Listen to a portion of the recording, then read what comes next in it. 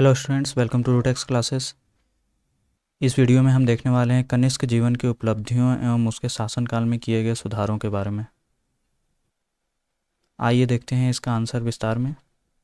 कनिष्क कुषाण वंश के सबसे प्रतापी सम्राटों में से एक था, जिसने न केवल एक विशाल साम्राज्य की स्थापना की, बल्कि सांस्कृतिक, धार्मिक, साहित्यिक और वैज्ञानिक क्षेत्रों में भी अपूर्व प्रगति की। उसका शासनकाल प्रथम द्वितीय शताब्दी ईस्वी के मध्य माना जाता है। कनिष्क का साम्राज्य मध्य एशिया के फरगना और काबुल से लेकर भारत में पाटलिपुत्र और सौराष्ट्र तक फैला हुआ था।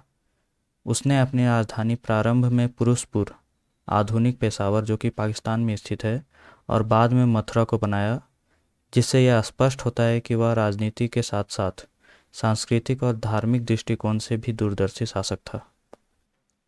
कनिष्क की सबसे प्रमुख उपलब्धियों में उसकी धार्मिक सहिष्णुता और बौद्ध धर्म का उत्कर्ष शामिल है।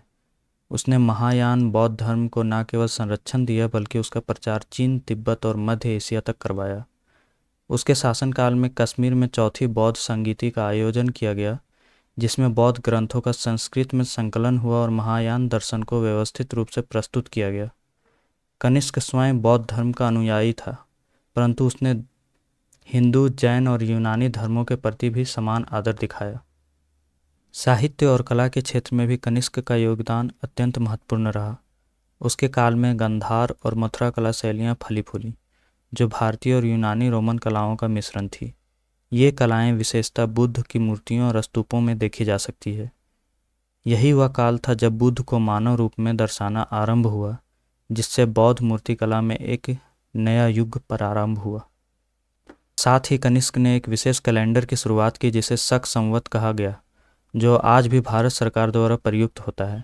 मुद्रा प्रणाली में भी कनिष्क का योगदान उल्लेखनीय रहा। उसकी स्वर्ण मुद्राएं उत्कृष्ट कलात्मकता की परिचायक थीं और उन पर बौद्ध, यूनानी, ईरानी और हिंदू देवी देवताओं के चित्र अंकित हैं, जो उसकी धार्मिक उदारता और विविध सांस्कृतिक प्रभावों को दर्शाती है।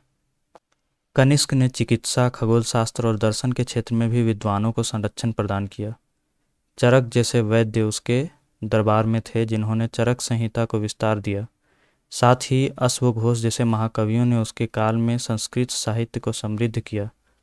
कनिष्क का शासन न केवल राजनीतिक दृष्टि से सुदृढ़ था, बल्कि वह एक ऐसे सम्राट के रूप में भी जाना जाता है जिसने भारत को सांस्कृतिक और बौद्धिक रूप से एक केंद्र के रूप में प्रतिष्ठित किया। इस प्रकार कनिष्क न केवल एक विजेता सम्राट था, बल्कि एक दूरदर्शी, धर्मनिरपेक्ष, कला प्रेमी और विद्वानों का संरक्षक शासक भी था, जिसकी उपलब्धियां भारतीय इतिहास में स्वर्णाक्षरों में अंकित है। इस वीडियो में इतना ही। मिलते हैं नेक्स्ट वीडियो में। Till then bye.